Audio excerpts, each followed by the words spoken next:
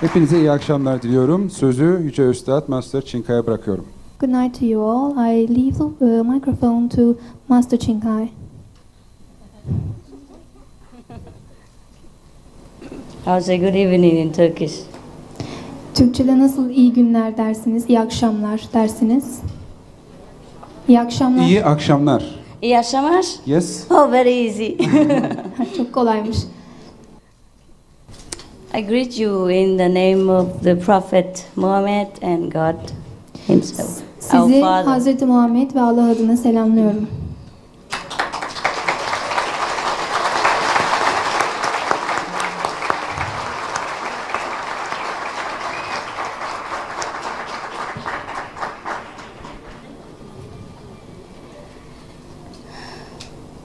May God bless you so much to heal whatever sorrow that still felt while we are in this physical existence.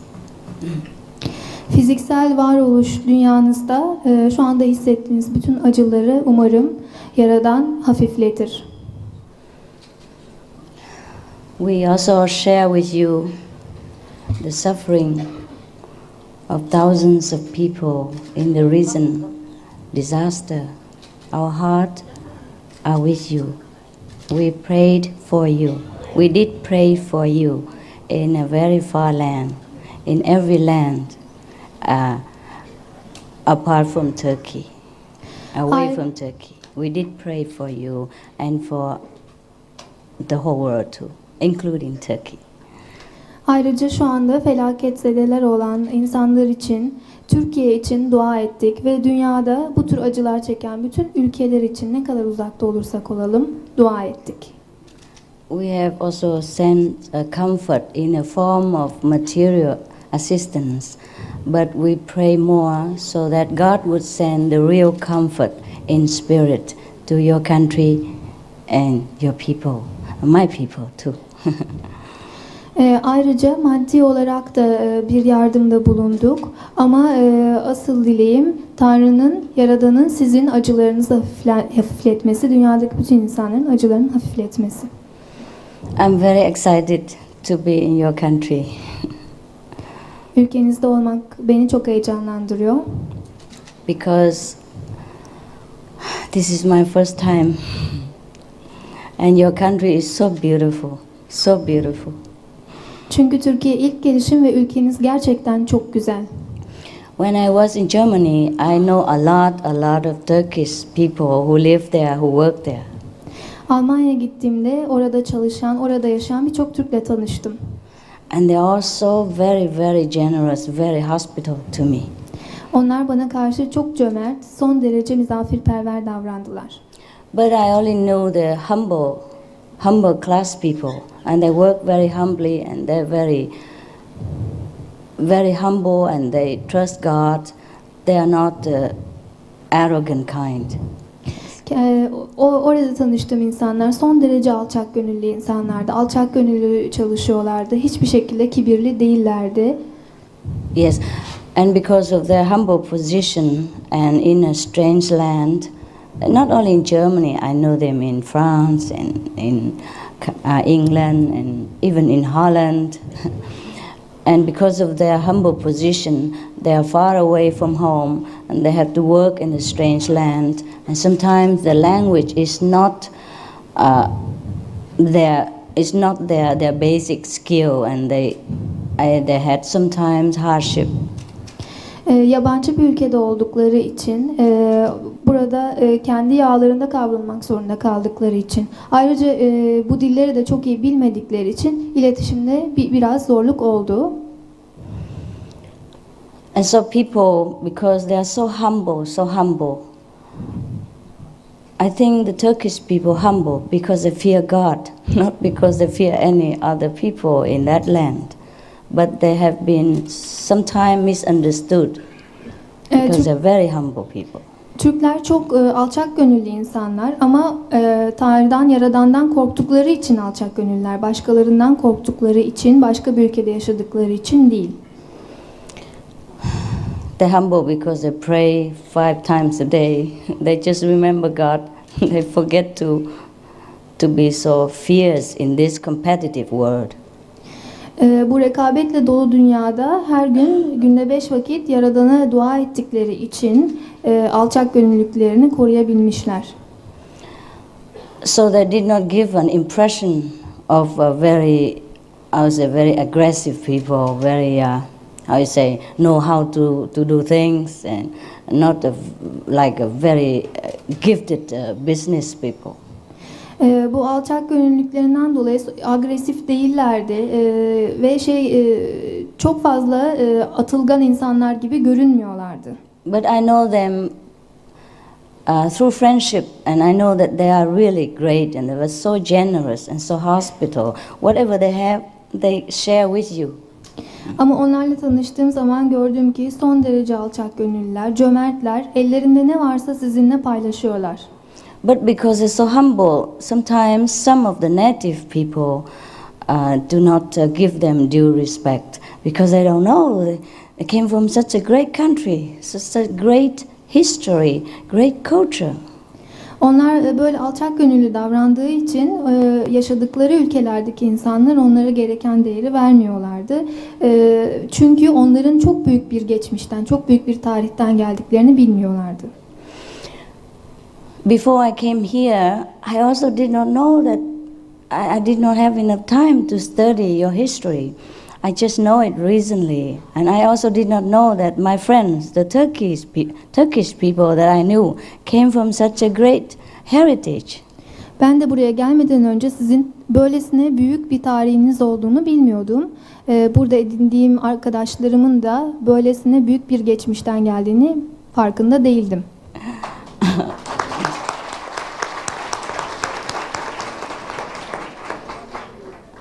Okay. I wanted to say is that the people who went out of Turkey and worked in the foreign land, they did not represent a complete 100 picture of your culture as a Turkish race, as a great, historical. Ama şunu da belirtmeliyim ki başka ülkelerde yaşamaya bu ülkeden giden insanlar sizin o büyük mirasınızı, o büyük tarihinizi doğru bir şekilde yansıtmamışlar. So I was so surprised when I landed in your capital and went around a little and see all these great things that is still left over in your country. Bu yüzden başkentinize gidip çevreyi dolaştıktan ve ülkenizdeki bütün harikaları gördükten sonra çok şaşırdım.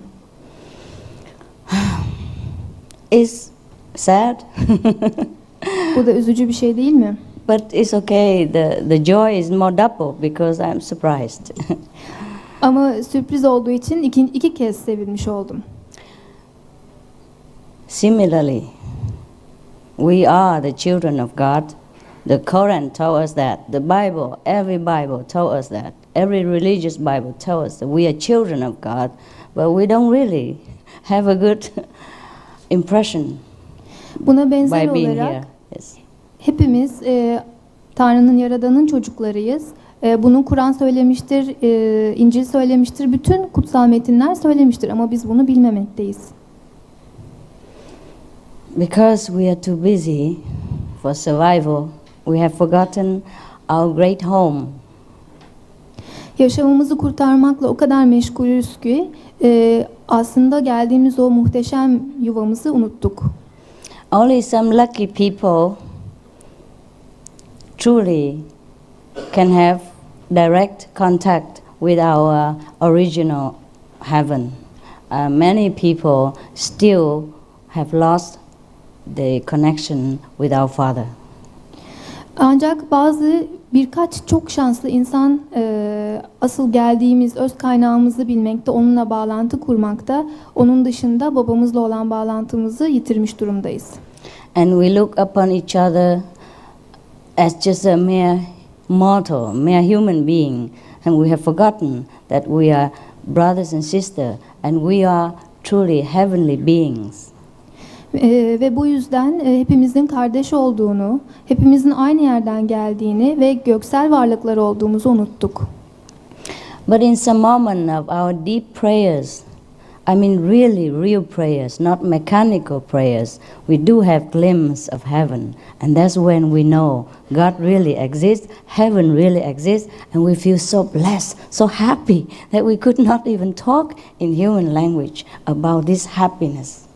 Ama bazen içten dua anlarımızda, gerçekten içten dua ettiğimiz anlarda işte o zaman cenneti öz kaynağı görürüz ve içimizi muhteşem sözcüklerle ifade edilemeyecek bir sevinç kaplar. Just like I heard people talk about Turkey, I know Turkish people, but I didn't imagine your country is so beautiful. Sizin insanlarınızı tanıyordum, onlarla konuşuyordum, tanışıyordum ama ülkenizin bu kadar güzel olduğunu bilmiyordum. And when you come exactly to come here, you feel different. You feel the excitement, the newness of a discovery. But when you are in America or Germany, you heard of Turkey, or maybe you don't even want to go. Ama fiziksel olarak buraya geldiğiniz zaman gerçekten şaşırıyorsunuz, seviniyorsunuz. Ama dışarıda sadece Türkiye hakkında duyduklarınızdan belki Türkiye'ye gelmek bile isteği duymuyorsunuz.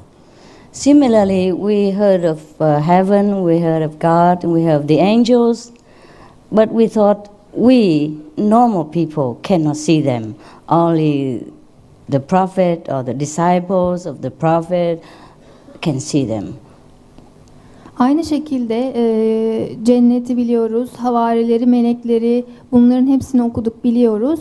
Ama sadece bazı özel varlıkların, yani peygamberlerin bunları görebileceğini düşünüyoruz.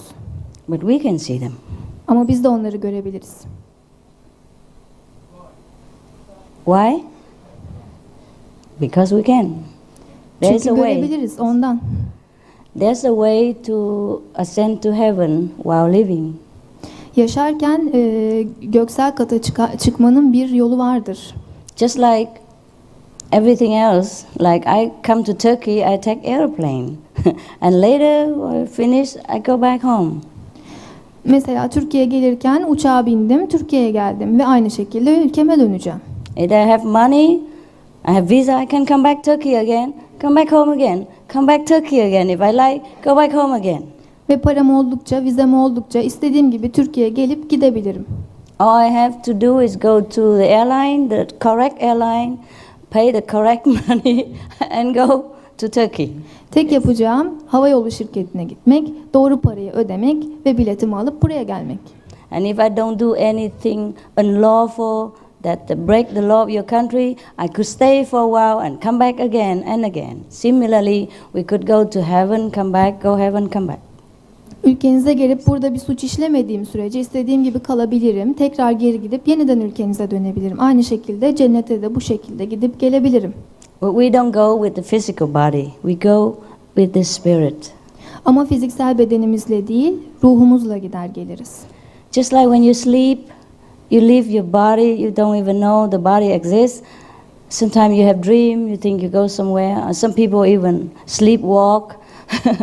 And similarly, we could consciously leave this physical temple for a while and go contact the spirit in the spiritual world with our same spirit like their spirit.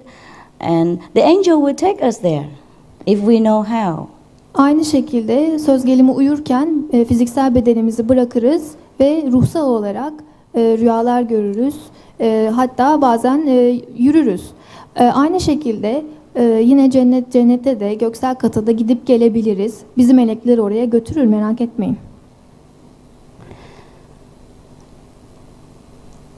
The reason the prophet told us to contemplate, to pray to God 5 times a day is that if you pray hard enough, long enough, many times, there's a chance that you might have a glimpse of heaven, or that you might be calm enough so to contact the angels or the messenger of God, the invisible one, yes.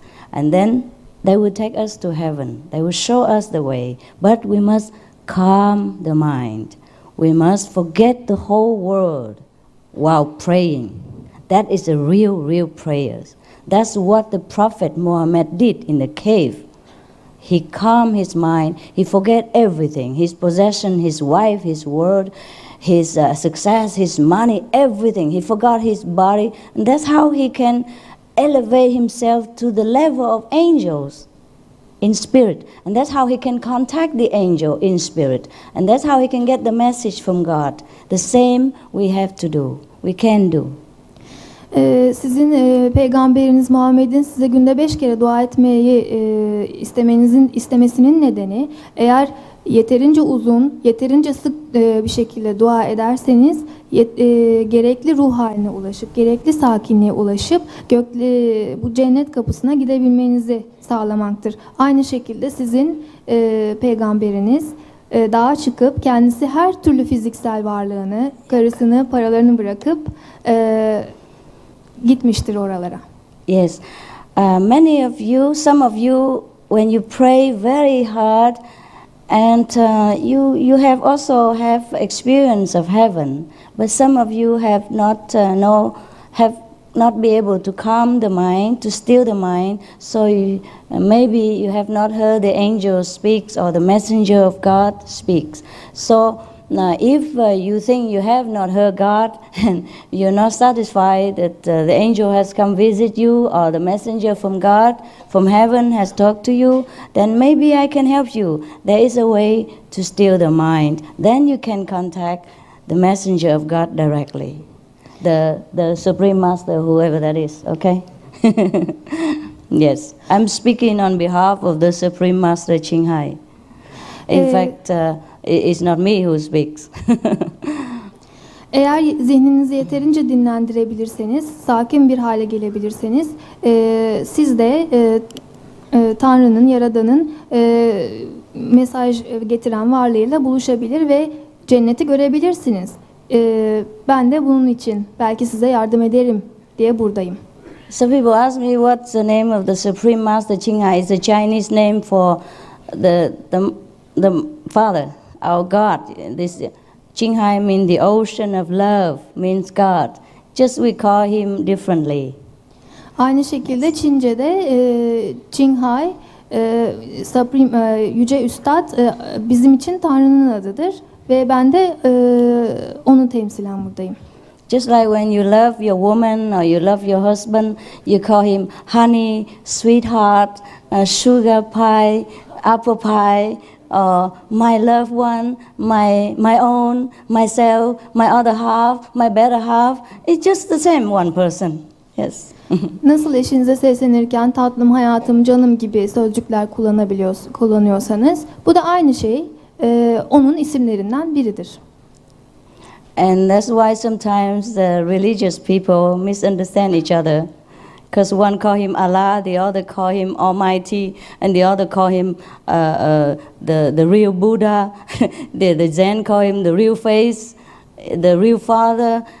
Everyone call his beloved in a different name, and that is all right. We have only one Father, one God.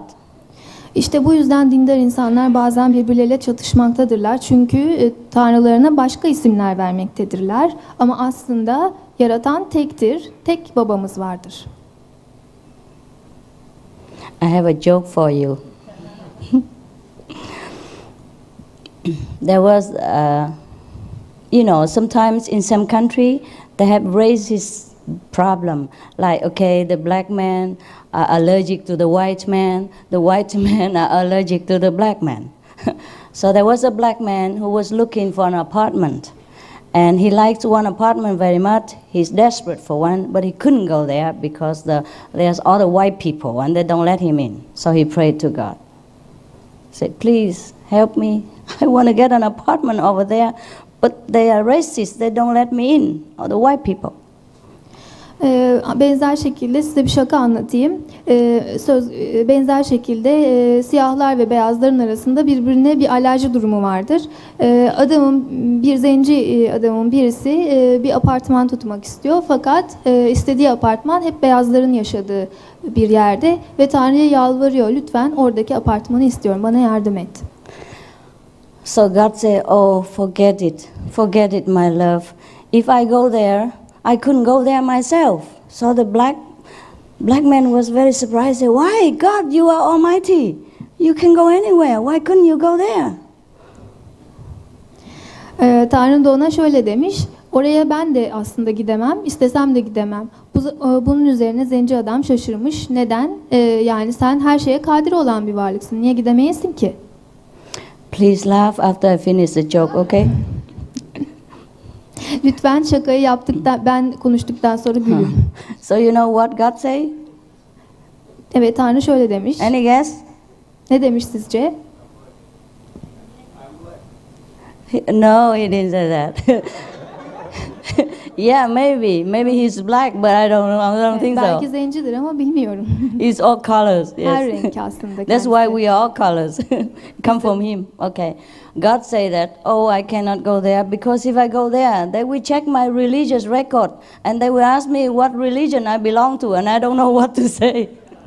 Eğer oraya gidersem bana dinsel inancımı soracaklar ve ben her şeyi söyleyebilirim. Ne diyeceğimi bilemiyorum.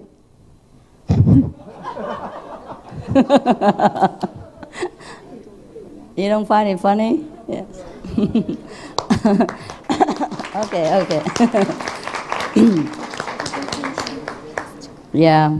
Suppose God comes here.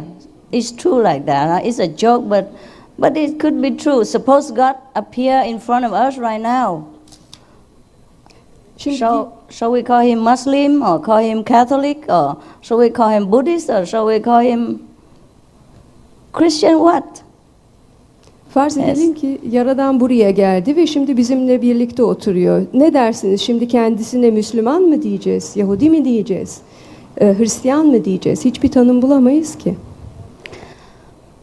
So, in my knowledge, we have only one Father, and that's enough already. Bildiğim kadarıyla tek bir babamız var. O da zaten hepimize yeter. And in order to know our own Father, we must still the mind. We must calm down, and we must find time to contact Him, and at least to contact His representative, His angels, and then we can pose direct question to Him and get direct answer. Demek ki babamızı tanımak için doğrudan kendisiyle temas kurmamız gerekir. Onun aracılarını tanıyabilmek için de önce zihnimizi dindirmemiz gerekir. If we couldn't find the answer today, we find it tomorrow. If not tomorrow, it's the next day. And if you have find the answer already, congratulations. If you have not find a direct contact with God's kingdom, I have learned a way and I could share it with you without any obligation, without any cost, without any string at all. You can always be welcome and try. And it works immediately. Yaradanla direkt, doğrudan teması kurabildiyseniz ne kadar güzel, sizi kutlarım. Ancak daha ulaşamadıysanız ve onun sesini duyamıyorsanız, o zaman size yardımcı olabilirim, yardımcı olmaya çalışabilirim. It's not difficult, madam. You see, I can do it, you can do it. For you, difficult? We have two ways. Okay, then you choose the more easy way. We have also. Okay? Easy way like part-time job. Yes. Bu ulaşım için birçok yol vardır. Uzun yolda vardır, kısa yolda vardır, kolay yolda vardır, zor yolda vardır. Bunlardan hangi yoldan gideceğinizi kendiniz seçebiliyorsunuz. Okay, I guess you want to ask me a lot of questions. So should I just keep quiet now and then you ask me and then I can explain more of what you think you want to know. Sanırım birçok sorularınız olacak. Arzu ederseniz ben biraz susayım. Siz önce bir kendi sorularınızı bana yöneltin ve onları cevaplamaya çalışayım. Then after that, if you want to, if you want to, we can show you. Sonra siz isterseniz size gerçek yolu gösterebiliriz. Thank you. Okay, you have any question yet? It's not Sorularınız difficult, var mı? right? For some, yes. Racan Hanım, şeytan hakkındaki düşüncelerini sorabilir misiniz? İnsanlara yanlış yaptırıp duruyor yani, elinde olmadan. He asks you, Yes. what do you think about the devil? He makes us do something things quite bad. What do you think about it? He's asking. Yeah, we should not listen to him. That's what I think. Bence onu dinlememeliyiz. You are the master. Üstad sizsiniz. You should not listen to the devil, make him listen to you. Siz şeytanı dinlemeyeceksiniz, şeytanın sizi dinlemesini sağlayacaksınız. Right side, 5 head like that, 3 head of stone. Buddha, everybody. Oh, get you lost. mean the statue? Yes, yes. Why don't they believe God? Well, everybody believes God in their own way that they think is the best. But sometimes what they think is the best is not always the best. So that's why I'm trying to help them to see a better way if they want to. If they don't want to, that's also their right. Soru şöyleydi. Budist kişiler bazı işte heykelcikler var, 3 kafalı, bilmem kaç elli falan. Bunlara niye inanıyorlar diye soruldu. Bu konuda ne düşündüğü soruldu. Kendisi de insanlar istedikleri şeye inanabilirler. Bazıları doğrudur, bazıları yanlıştır. Ben size bir yol göstereceğim. Buna inanıp inanmamak sizin kendi bileceğiniz iştir. We are desperate in this world. We suffer so much. We are so far away from God's connection. So we grab on anything, a stone, a statue, a cross, or whatever, to hope that God will answer our questions. But there is a better way. It's a direct way, and people don't know. But still, when people pray to a statue or pray to a stone, God knows also. And that's why God sent the prophet Mohammed. God sent other prophets or Prophet Mohammed to tell people that this is the way. Don't do that. Don't do this. Do this. Yes. İnsanlar dünyada o kadar umutsuz bir durumdalar ki kendilerini Tanrı'ya ulaştıracak her yola saldırmaktalar. İşte taştan bir puta tapmaktalar. Yani onun yoluyla Tanrı'ya ulaşmaya çalışmaktalar. Ama inanın ki Tanrı bu yolla bile onları duymakta ve onlara doğru yolu göstermeye, çeşitli mesaj taşıyan kişiler göndermeye çalışmaktadır. The prophet came to show an example. Like, okay, you have to still your mind. You sit quiet, alone. Don't have to go in the cave, but in your small cave room, and make it a cave, make it a completely closer for yourself. And then you pray, truly God will hear, and you will hear God. God always hears, just we don't hear. So now it's our problem, to still our mind, to discard all the nonsensical thinking all the time in the mind so that we can hear the voice of the messenger of God. Like the prophet did. He came to do that. He's a prophet. He didn't have to do that. But he did that to make an example that to contact God, we have to still the mind. Peygamber size bu yüzden örnek olması için gönderilmiştir. Kendisi bir peygamberdi. Bunu yapması gerekmiyordu. Ama size örnek olsun diye yaptı. Siz de onun gibi bir mağaraya gitmeniz gerekmiyor. Odanıza gidip zihninizi dinlendirin ve ona ulaşmaya çalışın. Emin olun o sizi duyuyordur. Duymayan sizsiniz. That's why in the Quran it is said that all religions belong to God anyhow. Yes. The first page. I Şunu think da the first page. Yes. şunu da söyleyeyim ki bütün dinlerde şunu söyler. Bütün dinlerin aynı Tanrı'dan geldiğini. Because why? Because when people pray sincerely to God, doesn't matter in which name. He knows that is pray to Him because He's God. He don't discriminate. Why don't you call my name Mr. So and so? Oh, you have to call my name this. No, He's God. He's a Father. Yes. Tanrı size ona verdiğiniz değişik isimlere aldırmaz. O sizin kendisine seslendiğinizi bilir ve şöyle demez, ayrımcılık yapmaz. Bana bu isimle seslenin, bana böyle isimle seslenirseniz size ulaşmam demez. O babamızdır. If you call Him Almighty, it's good. If you call Him Allah, He's happy. Because Allah means also Almighty in English. Ona isterseniz Allah deyin, isterseniz Kadir mutlak değil, istediğinizi deyin. Yeah. And Buddha means enlightened. It means God in English. Just we did not translate and we make so much trouble. Buda da İngilizce'de aslında aydınlanmış, yani yaratıcı anlamına gelmektedir. Bu çeviriyi yapmadığımız için karışıklık olmaktadır. Christ means the power of God. Same thing. Yes. Mesih de yaratıcının bir elçisidir. Right, I guess we should have only one language. Sanıyorum hepimizin tek dili olsa daha iyi olurdu. Sorunun biri şöyle: meditasyona kendimi tam verebilmek için ne yapmalıyım? How do I concentrate completely in meditation? Oh, that I will show you. I'll show you later. Bunu size daha sonra göstereceğim. We have to sit still together. I show you how to be still first. Okay? Önce birlikte hareket etmeden sakince oturabilmeyi öğreneceğiz. Once you still your constant chatting mind, everything else God takes care. Zihninizdeki sürekli konuşmaları bir kere susturabildiniz mi, Tanrı zaten size yolu gösterecektir. But there is a way to still the mind. There is a way. Ama zihni dinlendirmenin de bir yolu vardır. Yes. God exists so that we can know Him.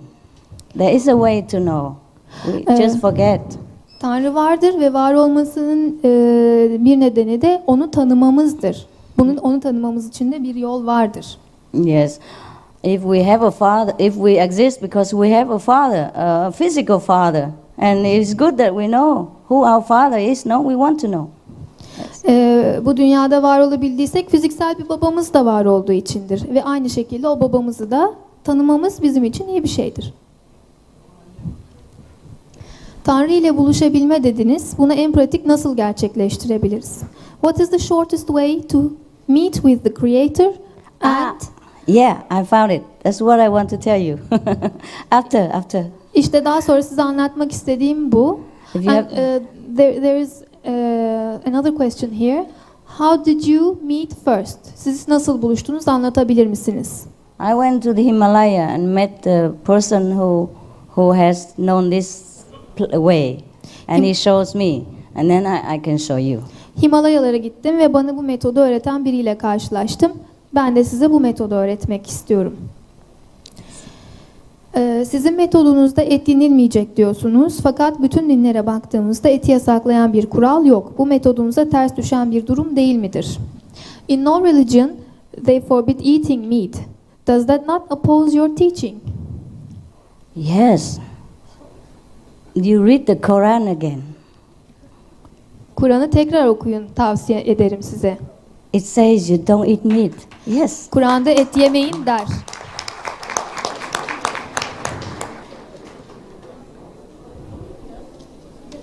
Konuşmalarınızın bir bölümünde Yaradan'ı babamız olarak söylediniz. Bu sözcük sakıncalı değil midir? How can you say father? Isn't that blasphemic? Okay, then I say mother, all right? İsterseniz anne de diyebilirim. Well, in our human language, we have two sexes, female and male. And most of religion address Father God as a male. So I go along. I don't want to contradict you. But it's not a he, it's not a she, it's a God. Birçok dini yazıtta Tanrı'dan erkek olarak bahseder. Ben de o yüzden babamız dedim. O aslında ne dişidir ne erkektir. O Tanrı'dır. God can be a he, God can be a Yaratandır. she. Yaratan hem erkektir hem dişidir. God is everything. Yaratan- According to what he shows me, he's Yaratan everything. her şeydir. Yes. Bana gösterdiğine göre her şey. Thank you, thank you. Ruhun öldükten sonra başka bir insanda dirilme olayını açıklar mısınız? Nasıl oluyor da ölen bir kişinin ruhunun kimde dirildiğini biliyorsunuz? How can the soul after death relive in another person? How can you tell who he, she was before? Yes, sometimes when we were very young, like from the age of, when we first born until the age of 3 or 4, sometimes we remember the past existence. And that's the only way you can tell yourself if you remember. Nobody else can prove it to you. If you don't remember, it's okay. No need, because God said, take care of today is enough. No need to worry about the past and the future. Genellikle çocuklar 4 yaşına kadar geçmiş yaşamlarını hatırlarlar. Ama bunu hatırlayabilecek tek kişi sizsiniz, başka birisi değil. Hatırlamıyorsanız da sorun yok. Yaradanımız siz bugününüzü halledin, geçmiş önemli değil der. Sometimes we as a part of God comes down to this world again and again to have different things to do, different experience. And this is all right, because God can do everything. God can send back again, or God doesn't send again. So when we are sent back again for special purpose, we say that we come back. Yeah. Bazen çeşitli deneyimler yaşamak için tekrar dünyaya geliriz. Bu Yaradan'ın elinde olan bir güçtür. Bizi isterse geri gönderir, isterse göndermez. Gönderiyorsa yapmamızı istediği şeyler vardır. But actually there is no such thing as coming back, because we never go anywhere. We are always with God. We are always with God. We are never away from God. It's just sometimes we are too distracted by physical survival. We lost contact. That's all. So whenever we say we reincarnate, that doesn't mean really reincarnation. It's just a different jump in a long eternal life process to have different experience in different department of God's creation. Aslında geri dönme diyemeyiz çünkü hiçbir zaman aslında babamızdan ayrı değiliz. Hep onunla birlikteyiz. Sadece reenkarnasyon dediğimiz şey süre gelen bir şeyde yaptığımız sıçramalardır. Yes. Just like we go from Europe to Asia, we go from Turkey to Egypt, from Egypt to Israel, Israel to South Africa. Yes. Aynı şekilde ülkeden ülkeye, işte Türkiye'den Mısır'a, Mısır'dan Güney Afrika'ya gitmek gibi gezeriz. Our life is a constant change, constant re-experience and recreating what we want to know. Yaşamımız sürekli bir değişimdir. Öğrenmek istediklerimizi öğrenmek için sürekli bir değişimden ve deneyimden geçmektir. And so don't reincarnate in a body. The soul cover a body or envelop a body or embrace a body or a physical anything being in order to experience in a different dimension. So when we leave one physical being or one pole and go to another, we call that death or reincarnation. Actually, it's not. The soul is always free. And the soul can go from one place to another, one body to another, anytime. So the soul is not inside the body, actually. Aslında ruhumuz bedenimizin içinde değildir. Bedenimiz sadece bir kılıftır. Belli boyutlarda gezebilmemiz için bize gereken bir elbisedir. Aslında ruh istediği her yerde, istediği şekilde bulunabilir, gezebilir. That's why all the Bibles tell us that we are part of God, because we are never apart from God. We just choose to cling to one subject or another in order to have a different identification, a different experience that we call this is Mr. So-and-so, Mrs. Chinghai, Mrs. Smith, Mr. John. Aslında hiçbir zaman Tanrı'dan ayrılmayız. Yaradan'la hep bir bütünüz. Fakat bazı şeyleri deneyimleyebilmek için çeşitli kimlikler ediniriz. You see, did I make myself clear? Oh, okay. I explain Açık again. oldu mu acaba? Biraz daha açıklamam gerekir mi? It's difficult, but it's also easy. Look, for example, okay, just example, right? Example. God, okay, we imagine, for example, suppose God is a big whole being like this. Big one, okay. Varsayalım, Yaradanımız büyük, kocaman bir şey, Okay. bir varlık. And in this God whole being, He encompasses everything, all the things that He created. Bu kocaman varlık içinde yarattığı her şeyi içeren bir bütünlüktür. Or not yet created. Ya da yaratılmamış olan her şeyi He's içeren. everything in there. That is God, okay? Her şeyi Right. içeren işte O'dur, Yaradandır. And then within this, there are different things that He created already. Bunların içinde Yeah. de zaten çoktan yarattığı değişik şeyler vardır. Okay. And now in order to be individualized, one part of God occupies this, another part occupies that, another part occupies this. Okay? Bu yüzden değişik kimlikler alabilmek için Yaradan'ın bazı suretleri, mesela bazısı kalem olmuş, bazısı tükenmez, bazısı kurşun kalem olmuştur. So the part of God that is surrounding this yellow paper call himself a yellow paper. And the part of God that is in the vicinity of this red pen call himself a red pen. Yaratanın o kırmızı kalemdeki gücü kendisine kırmızı kalem demektedir. Ötekisi de kendisine sarı kağıt demektedir. All right. You understand? Şimdi anlaşıldı mı? Okay. But all is enveloped inside God. All is God, nothing else. Ama her şey Yaratanın içindedir. Yaratanın kendisidir. Oh, sorry, love. Including the devil that you have asked me. Ve bana sorduğunuz şeytan da buna dahildir. Yes. He is there to tell us, don't do this. Do this. Şeytan bize bunu yapma, şunu yap demek için buradadır. He's there to make you strong. By resisting him, you're strong. If you listen to him, you have to try again. Sizi kendisine direnmenizi sağlayarak güçlenmenizi sağlar. Onun görevi de budur. So you sit there, God envelop you, you are Mr. John. I sit here, I am all God envelop myself to call myself Mr. Whatever, Mrs. Whatever. Yeah, my married name, Tang. Sizi My name. çevreleyen Yaradan mesela sizin için Mr. Smith'tir. Beni çevreleyen Yaradan da Mrs. Tang, yeah. Mrs. Tang'tır mesela. For example. All right? So that's why all the religion told us that we are one. We are an essence of God. We are part of God. We are God. İşte bütün dinler bunun için bize Yaradan'ın özü olduğumuzu, Yaradan'ın parçası, sureti olduğumuzu söyler. Yes. Easy, huh? So this thing come and go, destroy, but the God is the same all the time. Ben bunu yok etsem bile Yaradan yine aynı Yaradan'dır. This thing is red, this thing yellow, but the God are all the same. This one always the same.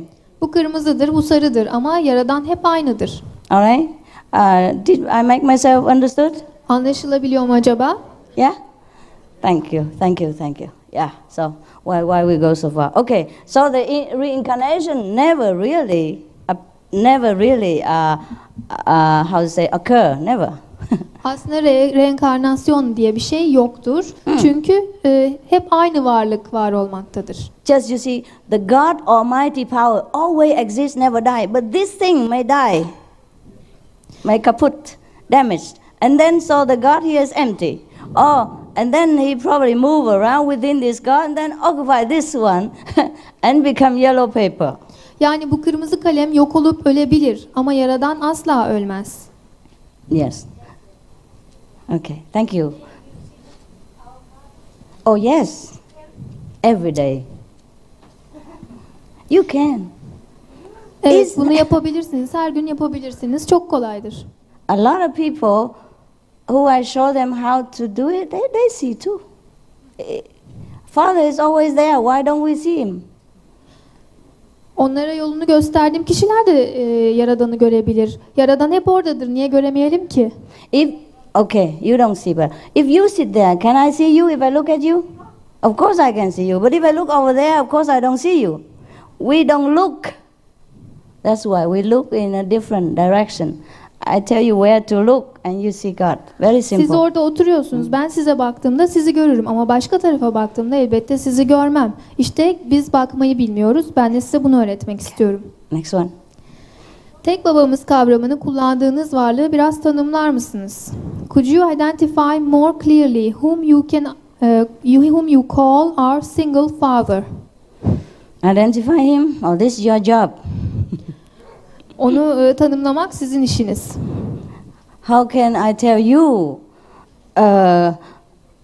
what it tastes like, what I drink? Bunu içtiğimde bunun tadını size nasıl anlatabilirim? If I drink, I can tell you, okay, it's sweet, but you don't know. You just think that it's sweet, but you don't taste it. So. Size bunun tatlı olduğunu söyleyebilirim ama siz aslında bunu tatmış olmazsınız. Sadece hayal edebilirsiniz.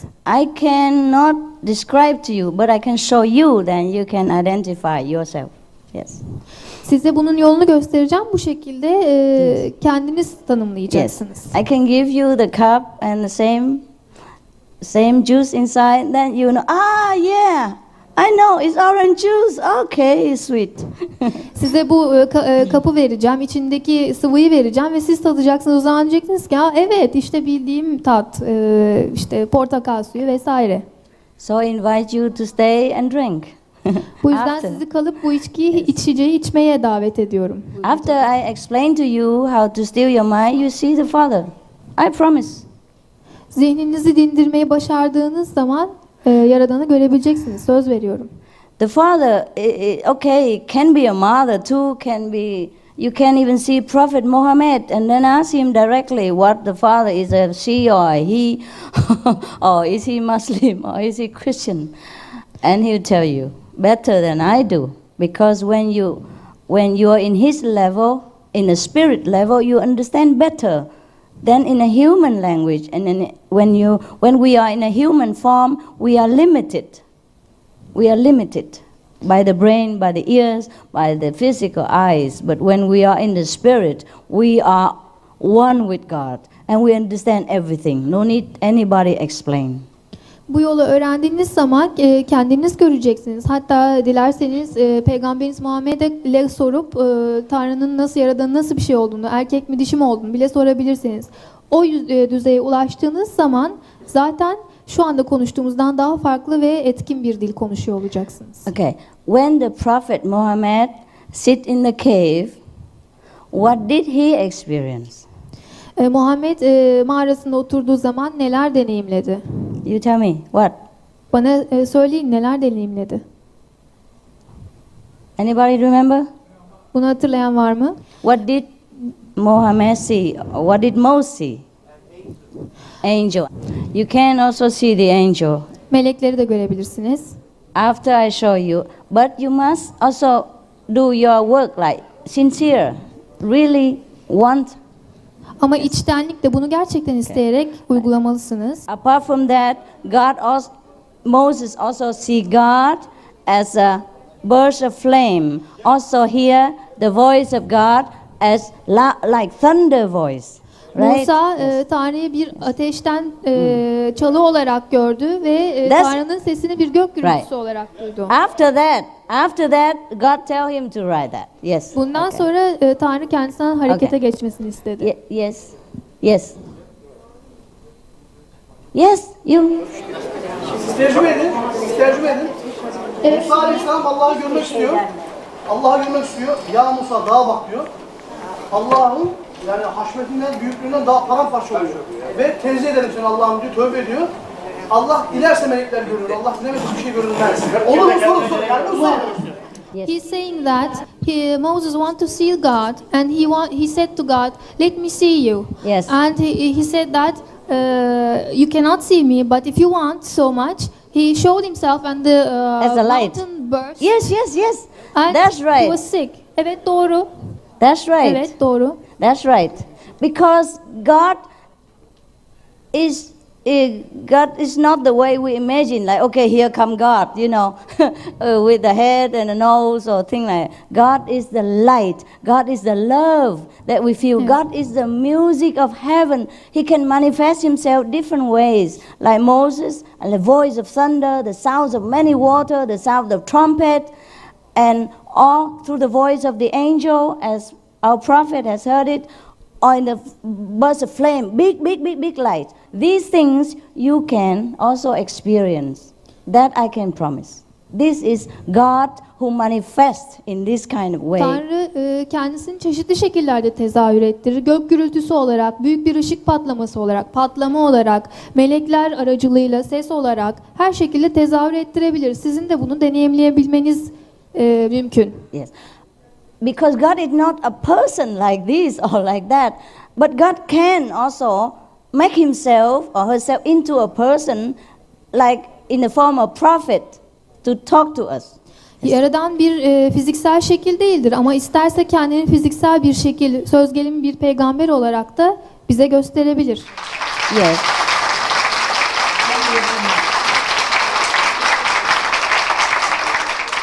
Question? Yes. Okay. Meditasyon Veda dininin bir ritüeli değil midir? Isn't meditation a kind of ritual? Oh no, it's a natural thing to do. Hayır, bu kesinlikle bir ritüel değildir, doğal bir şeydir. Because every day we are very busy thinking of different things. So when we sit down and calm our mind so that we can contact God, it's not a ritual. Çünkü biz burada zihnimizi dinlendirerek Tanrı'ya ulaşmaya çalışıyoruz. Bu kesinlikle bir ritüel değildir. Because most ritual is physical. This one is nothing physical. Çünkü ritüeller genellikle fizikseldir. Bu kesinlikle fiziksel bir şey değildir. Just calm the mind, that's all. Zihninizi dinlendirin yeter. And there is a way to calm the mind quick, that's all. Okay? Zihninizi çabuk bir şekilde dinlendirmenin yolunu öğretmeye çalışacağım size. Yes. Yeah. Thank you. Thank you so much. Next question. Yes. Göstereceğiniz yolu herkes rahatlıkla yapacak mı? Will everyone easily practice the path you will teach. Yes, Translate. even we have children like 6 years old, they can also do it. 6 yaşındaki çocuklar bile bunu yapabilecek durumdadırlar. Merak etmeyin. Next question. Yeah, because God is within us, so it's easy. Çünkü Yaradan bizim içimizdedir. Bu yüzden kolay bu iş. We just forget. Sadece biz bunu unuttuk, o kadar. Need a little reminding, you remember right away. Küçük bir hatırlatmayla bunu yapmanız çok kolay olacaktır. Next one. Öldükten sonra nereye gideceksiniz? Ne olacak? Where will you go after death? What will happen? We go where we want to go. İstediğimiz yere gideceğiz.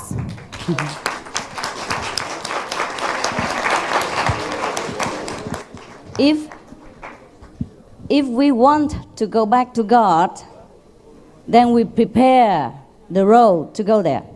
If we don't want to go back to God, then we do many different things that prepare the road not to go back to God. So it depends on what you want. Eğer If you want to yeniden- go back to God, practice now. Now. Yes. Eğer Yaradan'a geri dönmek istiyorsanız buna ait kendinize bir yol oluşturacaksınız. Ama başka yere gitmek istiyorsanız oraya gidecek yol oluşturacaksınız. Ama eğer Yaradan'a gitmek istiyorsanız şimdiden uygulamaya geçmelisiniz. You pray 5 times a day. That is preparing to go back to God. 5 kere günde dua ediyorsunuz. İşte bu da bir yoldur. And God even tell you what day you die. Yaradan size ne gün öleceğinizi bile söyler. If you calm your mind during these 5 times of praying, you will hear God. You hear the angel of God at least. And you know when you leave the world, when you die, and what happened, you already see before you die. But if you don't calm your mind enough, you cannot hear. Bugün de 5 kere dua ettiğiniz sırada eğer zihninizi dinlendirebilirseniz, Yaradan ya da onun bir mesaj veren varlığı size her şeyi söyleyecektir. Ama zihninizi dinlendirmeniz gerekmektedir. So if you can calm your mind, it's good. If you cannot, I show you how to calm your mind. It's very simple. Yes. Eğer isterseniz size zihninizi nasıl dinlendirebileceğinizi göstereceğim. Yes. Öğrenciniz olmak için ne yapabilirim? How do I become your disciple? My what? Disciple. No, Disciple. you don't become my disciple. You are God. You are God's disciple. Benim müridim olmanız gerekmiyor. Siz Yaradan'ın müridisiniz. I show you how to become God's disciple. Real Size one. Yaradan'ın müridi olmanın yolunu göstereceğim. Yes. Bu meditasyon tekniği ile diğer meditasyon teknikleri aynı mıdır? Kuan Yin metodunun diğer metodlardan farklı yönleri nedir? Is this meditation technique same as the other ones? What is different when compared with the others? I just say about ours, okay? Guan Yin is a Chinese name for contemplating on the Word of God. I mean, direct contact with God. It's just because I started in Taiwan, and so they just use the Guan Yin all the time, and it's become, habit. Otherwise, it's the Word of God. This is the name. This is the meaning of it. Aslında hangi tekniği kastettiğinizi daha iyi anlamam lazım ama şunu diyebilirim ki Kuan Yin Yaradan'ın sözü üzerine yapılmış bir düşüncedir. Bu anlama gelmektedir. Yeah. We contact direct with this word, like it say, in the beginning was the Word, and the Word was with God, and the Word was God. And the Word, this is the Word that the prophets contact with, and we can hear that too. Evet, her şeyden önce onun adı vardı. O ad kendisiydi ve bu adla bir bağlantı kurarak onunla bağlantı kurabiliriz. Sevgi mi dinin içinde, din mi sevginin içindedir? Is love in religion or religion within love? Love is the only religion. Sevgi tek dindir. Yes. Okay. Yaşadığım her an Allah'ı düşünüyor, onunla konuşuyorum. Çok istememe rağmen meditasyon yapamıyorum. Gizli bir güç engelindeyim sanki. Bu durumu nasıl aşarım? I speak to God every moment. I think of God every moment. Still I cannot meditate as if hindered miraculously. How do I transcend this? I will show you. Just stay Stay a little while. After I answer everybody, I'll show you. Bu konuşmalardan sonra kalırsanız size nasıl yapacağınızı göstereceğim ve bunu başaracağınıza inanıyorum.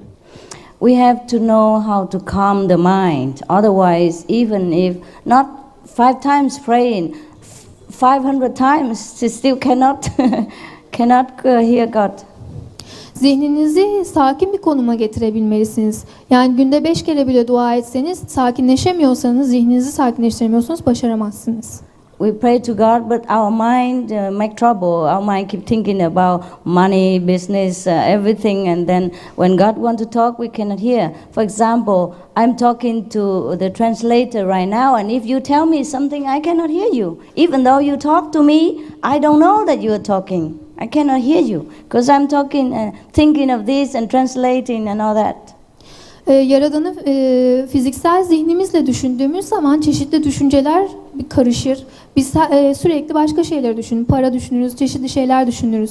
Söz gelimi çevirmenle olan bağlantımda eğer siz konuşursanız ben sizi duyamam çünkü çevirmenle konuşmaktayımdır. Ya.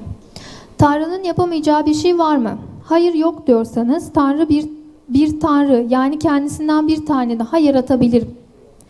Is there something God cannot do? If no, can he or she create another God of him or herself? Yes, there's nothing God cannot do, but what for we need two gods? We already have too many. Christian God, Muslim God, Buddhist God. Create another one, we'll be in trouble. Evet, Yaradan'ın yapamayacağı şey yoktur ama neden 2 tane olsun ki? Sadece bir Yaradan'ımız var. Zaten birçok Yaradan var, Hristiyanların, Müslümanların gibi. God is constantly creating. Yaradan sürekli yaratmakta. He make different God all the time. Zaten çeşitli yaratıcılar He make yaratmakta. out of himself many gods. Look at yourself. Kendinden bir sürü yaratıcılar yaratıyor. Siz kendinize bakın, işte siz olsunuz. God is with you. Yaratan sizinledir.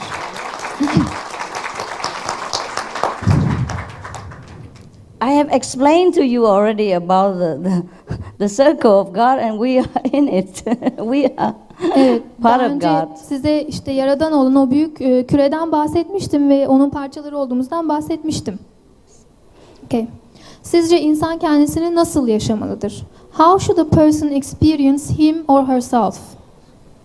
How should? By calming his mind. Zihnini dinlendirerek, Then the God self, sakinleşerek. after he calmed the mind, the God self will reveal, because nothing else but God. Zihnini dinlendirdiği zaman zaten Yaradan'ı görecektir, Yaradan'ı anlayacaktır. Çünkü her şey Yaradan'dır zaten. When we don't calm our mind, we identify this body as me. This thinking, talking mind all the time, wanting things mind, this is me. It's not. Me is different. Me is one with God. Me is a child of God. Zihnimizi dinlendiremediğimiz zaman zihin kendini bu fiziksel bedenle özdeşleştirir. Oysa ki biz öyle değiliz. Biz bunun dışında, bunun üstünde bir şeyiz. Yaradan'da biriz. When we are in very, very deep contemplation on God, we will see that God and us are one. We are nothing but offspring of God. We one with God, with His offspring, we are His own self. We don't see the body anymore. During a deep contemplation, the body disappears completely. The whole world disappears. Only God exists. Only God exists. Nobody, not even yourself is there. Then you know. Yaradan'ı gerçekten içtenlikle düşündüğünüz zaman, işte o zaman ne fiziksel bedeniniz olur, ne başka bir şey fiziksel dünya olur. Her şeyi unutursunuz, onunla birleşirsiniz. That time you really have calmed your mind. İşte o zaman gerçekten zihninizi dinlendirmeniz gereken bir andır. Yaradan tekse siz de ben de bunun içinde miyiz? Eğer böyleyse siz ve biz ayrımı nedir? If Creator is single, aren't we also within it? Why then there's a separation of you and I? We are like a fish in the sea all the time. We never leave the sea, never. Biz bir denizin içindeki balıklar gibiyiz ve hiçbir zaman onun içinden çıkmayız zaten. Likewise, God is all over us. We are swimming in God, we're eating in God, we're sleeping in God, we're thinking in God. we even killing each other. God, we nowhere except inside God. It's just we don't see because we're too busy. Yani bu denizdeki balıklar olarak Yaradan'ın içinde yaşıyoruz, uyuyoruz, hatta birbirimizi onun içinde öldürüyoruz. That's why the prophet tell us, don't kill another person, don't do bad to your brothers and sister, because why? God always there, He sees everything. You think we can do it in the dark and God don't see, we always in God. İşte bu yüzden size peygamberler kötü şeyler yapmayın, insanları öldürmeyin demişlerdir. Çünkü bunların hepsini Yaradan'ın içinde yapıyorsunuz. Saklanıp yapacağınızı zannediyorsunuz ama aslında saklanamazsınız. But in order to see God, we have to forsake everything. I mean in spirit, not like you leave your family or not like you give your possession to me. No. You have to really disconnect yourself, your inside soul with this physical world. Then you can see God. That's Yaradan'ı translate görmek that. istiyorsanız ruhunuzu, ruhsal varlığınızı bu fiziksel dünyadan koparmalısınız. Ona bağımlı olmamalısınız. Ben size her şeyinizi arkada bırakın demiyorum. Sadece zihinsel olarak. Actually, you should not ask me any more questions. The Quran say everything already. Aslında bana daha fazla soru sormanıza gerek yok. Çünkü Kur'an her şeyi söylemiştir zaten. God is always here. Yaradan her zaman buradadır. For example, just to clarify the statement I have just said. In the Quran, it is God has said to us that be a good guest in this earth. Guest only. We are guests here. It's not real. We are guests. That means what? Okay, you borrow the cup, you borrow the house, you borrow the car, you borrow a wife, you borrow a kid, you borrow a husband. Just borrow. Because everything is not real here. Our real home is heaven. That's why God, in the Quran, it is say that be a good guest on earth, but live a rich life, live a fulfilled life. In order to live a really rich life, not money rich, rich in knowledge of God, rich in knowing we are God's children. That's what the Quran told you to do. And I'm just here to show you how to realize that in real, not just by words, but in real. See God. See God. And then you can be you can have a rich life even if you don't have money. You feel rich because you have God. And see God so that you know that we are only guests here, and then we be nice to each other. Doesn't matter what religion, what nationality. We can only be a good guest here when we know God. We can only live a rich life when we know God. Yes. Yaradan bize Kur'an'da şöyle demiştir. Bu dünyada iyi bir misafir olun. Çünkü biz bu dünyada misafirden başka bir şey değiliz. Her şeyimiz ödünç alınmıştır. İyi bir misafir olmanın yolu da Yaradan'ı zengince yaşayabilmek, yaşamımızı zihinsel olarak zengince yaşayabilmektir. In that sentence is enough already. Like you have to really disconnect yourself with the world. Have to realize that we are guests only. So we don't attach to money, fame, profit, whatever. Because we are only guests here. Yes, disconnect yourself with the world. Calmly, calm down, then contact heaven. Yani kendinizin bu dünyada misafir olduğunuzu fark edip zihninizi bağımlılıklardan kurtarın, fiziksel bağımlılıklardan kurtarın ve sakinleşip ona ulaşmaya çalışın. But it's difficult. Ama bu gerçekten zordur. You forget how. Bunun nasıl yapıldığını unutursunuz. I'm here to remind you how. Bunun size nasıl yapıldığını göstermek, hatırlatmak için buradayım. Then you remember. Quick like this. Yes. Çok kolaylıkla bunu Yeah. hemencecik hatırlayacaksınız. Right. Meditasyon Yaradan'a ulaşma yolu mu? Is the meditation the way to get to God or not? Yes. Evet. This way. Ona ulaşma yoludur. Just to calm the mind. But you have to know the correct way. Otherwise you cannot calm the mind. Meditation just means calm the mind. That's it. Calm the mind. Meditasyon sadece zihni sakinleştirmek, dinlendirmek için gereklidir. Bu demektir. You have a word that in Turkish? About the calming? Contemplation? Contemplation, yes. Yeah. Deep thought. Yeah, we say. deep thought, yes. Yani derin düşünceye dalmak. dediğimiz şey meditasyondur. Deep thought about God that you don't think of anything else, just one thought, God. Then you see. Tek düşünceniz Yaradan olursa onu görürsünüz. Okay. Cennete gidip gelmekle neyi kastettiniz? Siz gittiniz mi? Meditasyon nedir? There are two questions here. What do you mean by going and coming back from heaven? What is meditation? Yes, okay. Going because it's in the human language, if we see something else, that means we're going. For example, if I'm not in America and I'm in Turkey, mean I've gone to Turkey. And if I go back to America, I'm going back to America. So, in order to make it clear, I have to use the same language. Or otherwise, if you know heaven, you don't need me talking. So going to heaven and come back means, okay, now we are here, right? We are here, we don't see any heaven. Even though heaven always here, we don't see. So in order to tell you, we can see heaven, okay, we leave the physical world and enter heaven. And then when we leave heaven, we enter the body and the physical world again, we don't see heaven again. So that means going, coming, just human language. Evet, gidip gelmek dedim çünkü bizim dilimizde, insan dilinde ancak böyle ifade edilebiliyor. Aslında cennet hep var.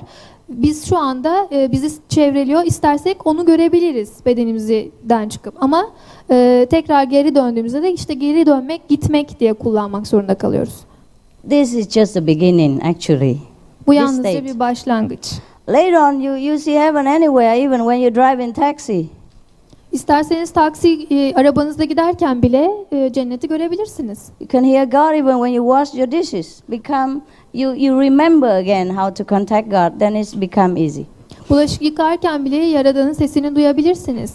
Bunu hatırladığınız zaman çok kolaydır. Some of our brothers, they drive car, he also can experience the light of God.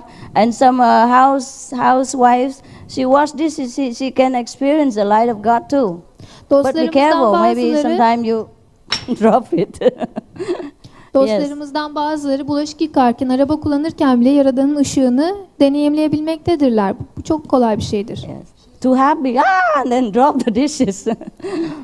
Ve Okay. onun ışığını gördüğünde birden şeyleri düşürmüş, elindeki bulaşık malzemelerini düşürmüş çığlık atıp. Next one. İnisiye olanlar UFO'lar tarafından kaçırılmaya karşı ve sair kötülüklere karşı korunmuş olacak mı? The people who are initiated by you, Master, are they protected against the abduction of UFOs and everything? Yes. Evet. Protected from all the negative things. Bütün negatif şeylerden korunacaksınız. There are many mansions in the house of God. Yeah? Many mansions. So the UFO people are also creation from God. They are just a different being. They live in another dimension. And sometimes they visit us. So that we know there are other beings. We are not the only ones. And that we know that God is mighty. He creates all kinds of things and all kinds of beings. Onlar sadece başka boyut varlıklarıdır ve Tanrı'nın ne kadar güçlü olduğunu bize kanıtlar. Çünkü birçok boyutlarda çok varlıklar yaratmıştır Tanrı aynı zamanda. O kadar, başka bir şey yok. Okay. Allah tarafından bize mesaj getirenlerin olduğunu söylediniz. Bunlar kimlerdir ve bunlar nasıl haber getirmektedirler? You said some still bring messages from God. Who are these? How do they deliver these messages? Well, that you know when you talk to them. Onlarla konuştuğunuz zaman bunu öğreneceksiniz. Because to everyone they deliver different messages according to your question. Çünkü sizin sorunuza göre değişik cevaplar vereceklerdir. These are the beings who are much higher developed than ourselves, and they live in the world with God. They don't live in a physical body like us, and so if we want to contact them, we have to also leave this physical dimension in a way of speaking, then contact them. Then they will tell you whatever you want to know. Onlar değişik boyutlarda yaşamaktadırlar ve değişik şekillerde konuşmaktadırlar sizinle. Sizin istediklerinizi size ancak o anlatabilir. So if you would like to learn the way that I want to show you, please put your name down there, and then they have another room, okay? Size And öğretmek I see you in that room. Size öğretmek istediğim metodu öğrenmek istiyorsanız lütfen isminizi kaydettirin. Başka bir odada toplantımız devam edecek o tak.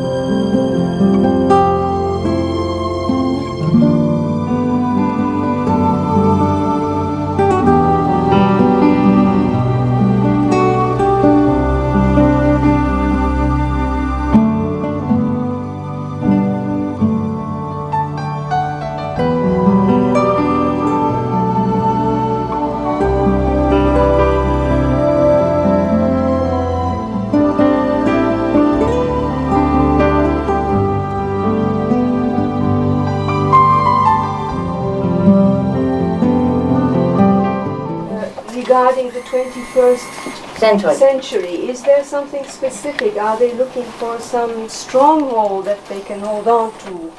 What exactly is your teaching related to the century? They should look upon God for any stronghold, any time, not 21st century, 22nd century, any day, every minute, every second. We should always look upon God only. God is the only source of our strength and wisdom. Her zaman için insanların tutunacağı olan veya tutunmak için arayacakları tek şey Yaradan'dır. Yaradana yönelmeleri ve arayışlarını ona yönelik olarak sürdürmeleri gerekir. Bu 21. yüzyılda da böyle olacaktır, 22. yüzyılda da böyle olacaktır. Her zaman böyle olmuştur ve her zaman böyle olacak. You said it is not a religion. Yes, it's not. What is it? What? God is the only religion.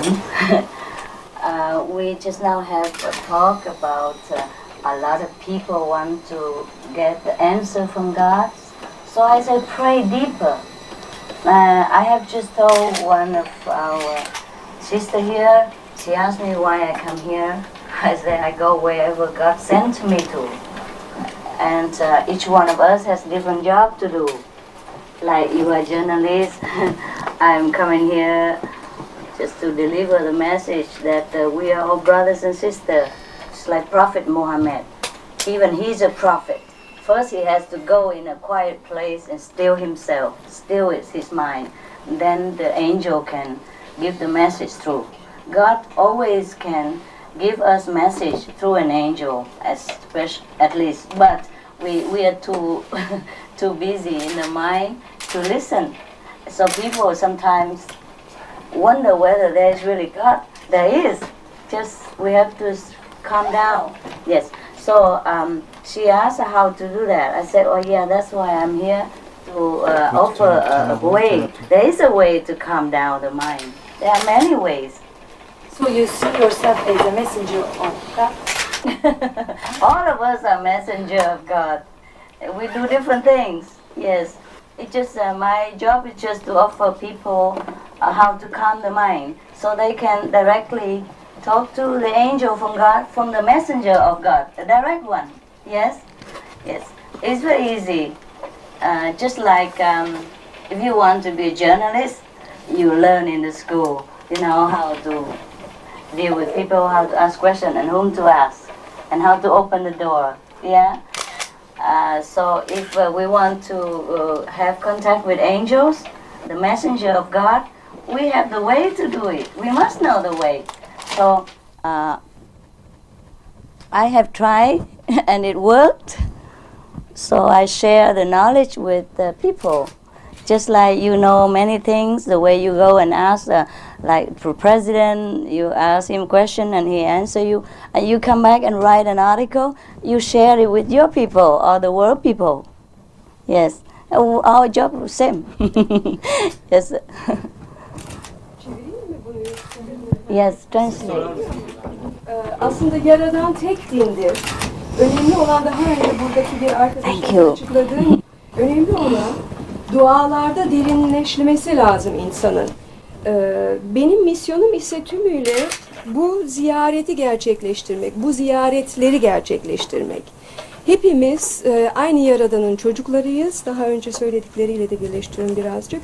Ve hepimizin bir görevi var bu yeryüzünde. Benim görevim de bu ziyaretleri yapmak ve bu tanıtımları gerçekleştirmek. Bir anlamda sizlerden, siz basın mensuplarından çok farklı değilim.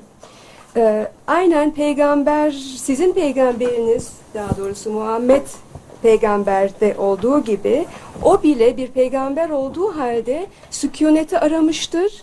Kendi içsel sesini duyabilmesi için.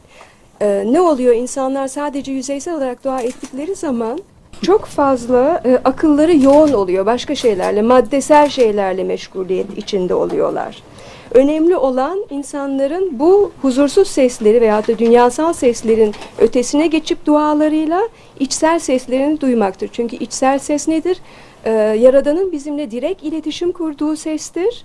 Ve kendisi ancak biz onun sesini duyabilecek kadar sükunet bulduğumuz takdirde onun sesini duyabiliyoruz. Benim öğretim de tümüyle bu içsel sesi, Yaradan'ın sesini duyabilmemiz için yapabileceğimiz bir uygulamayı öğretmektir, aktarmaktır.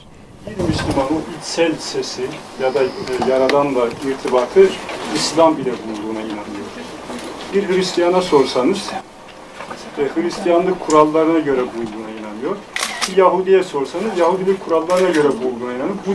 Budist'e sorsanız o şekilde bulduğuna inanıyor. Peki hanımefendinin metodu nedir?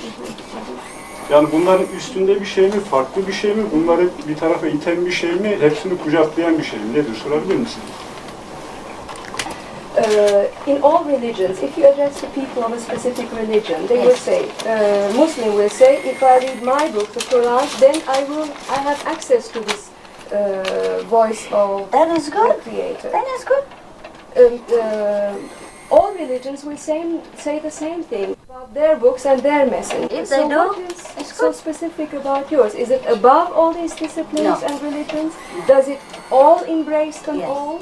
Okay. What exactly? Yes. The question answer itself. Do they really hear the voice of God like prophet did? Like Jesus did? Like Mohammed did? Do they really? Do they talk to God? That's the question. Asıl soruyu cevaplamış bile oldunuz.